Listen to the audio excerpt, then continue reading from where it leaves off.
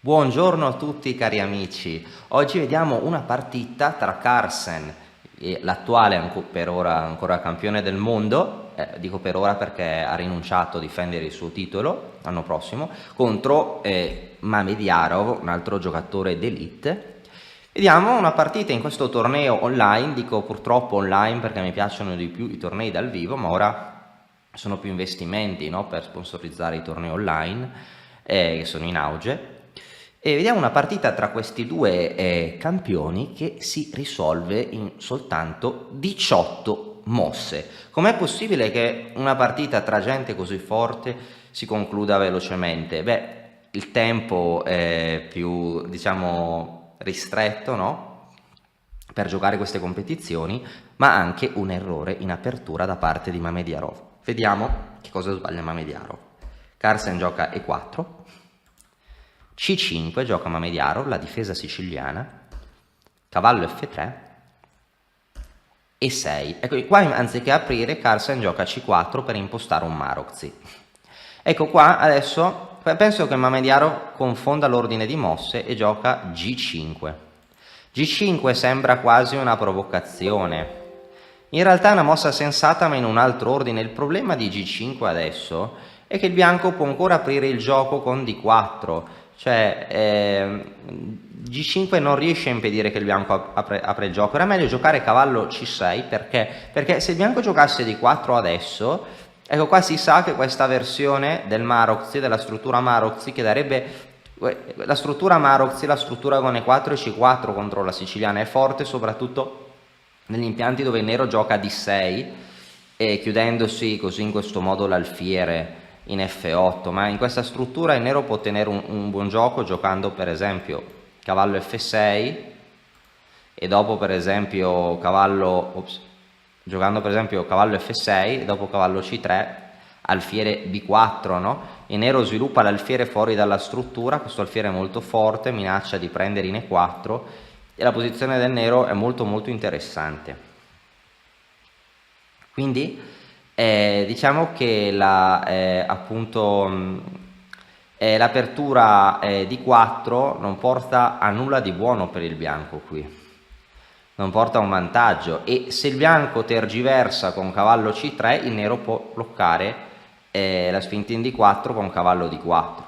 Se il bianco gioca alfiere E2, a questo punto secondo la teoria ora cavallo D4 non è più granché perché diciamo che quando il bianco prende C/D non attacca il cavallo in C3, ma dopo alfiere 2 il nero può sì giocare G5 secondo la teoria, G5 punto esclamativo, e qua il nero va a stare bene, perché il bianco non riesce più ad aprire il gioco, perché se il bianco gioca D4, G4 attacca il difensore del pedone in D4 e dopo che il cavallo si sposta il nero cattura in D4 ottenendo un vantaggio centrale, no?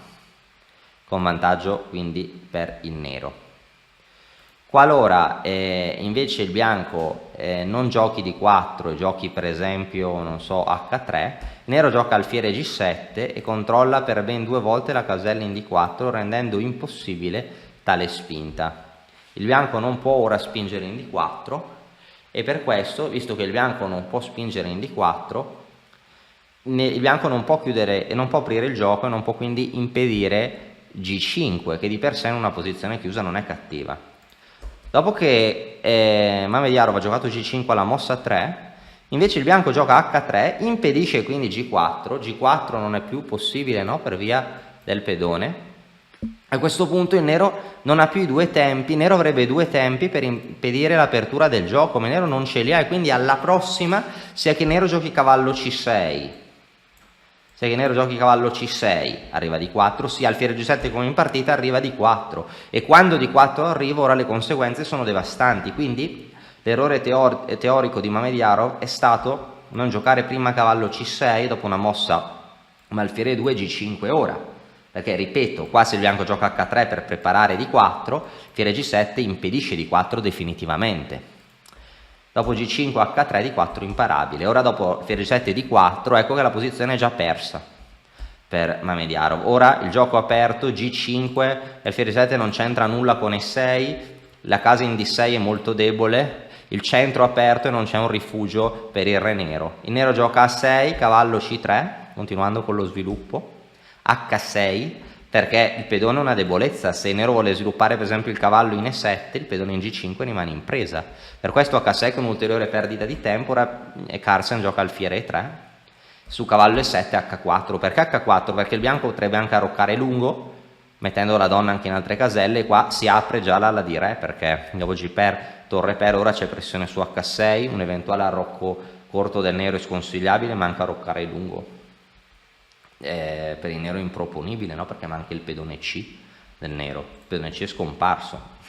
Il nero gioca D6, il bianco gioca donna D2 attaccando H6, cavallo G6 torre H5, ora c'è pressione su H6 ed è tutto finito, cavallo D7, è tutto finito perché sta giocando Carlsen, no?